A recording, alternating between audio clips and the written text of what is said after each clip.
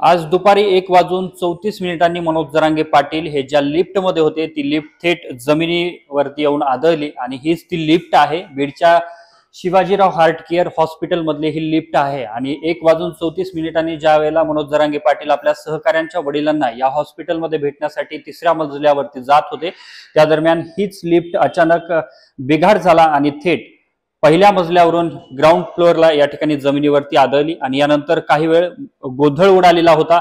यानंतर दरवाजा सुद्धा हा उघडत नव्हता। सध्या ही लिफ्ट जी आहे ती आता बंद करण्यात आलेली आहे आणि याचं आता कारण शोधलं जाईल। मात्र ज्या वेळेला जरांगे पाटलांना त्यांना बाहेर काढण्यासाठी हा दरवाजा उघडत नव्हता त्यावेळेला 2 ते 3 लोकांनी हा दरवाजा ओढून त्या ठिकाणी आतमध्ये असलेले मनोज जरांगे पाटील आणि त्यांच्या सहकाऱ्यांना बाहेर काढलेला आहे। सध्या मनोज जरांगे पाटलांच्या सहकाऱ्यांसोबत संपर्क साधला असता ते नाशिकच्या दिशेने निघालेले आहेत, मात्र कोणालाही इजा झालेली नाही, गंभीर इजा झालेली नाही। मात्र जरांगे पाटलांचे जे जवळचे सहकारी आहेत गंगाधर काळकुटे आणि जरांगे पाटलांच्या समोर त्यांचे दुसरे सहकारी त्या ठिकाणी होते, बद्रीनाथ तारक असं त्यांचं नाव आहे, ते किरकोळ जखमी झाल्याची माहिती आता मिळत आहे आणि त्यांना रस्त्याने रुग्णालयामध्ये उपचारासाठी दाखल करणार असल्याची देखील माहिती मिळते आहे। मात्र या ठिकाणी जो अपघात झाला तो अचानक हा अपघात झालेला आहे आणि यामध्ये सुदैवाने मनोज जरांगे पाटील किंवा इतर कुणालाही गंभीर इजा झालेली नाही। कॅमेरामन विनोद सह मी अशोक काळकुटे, TV9 मराठी, बीड।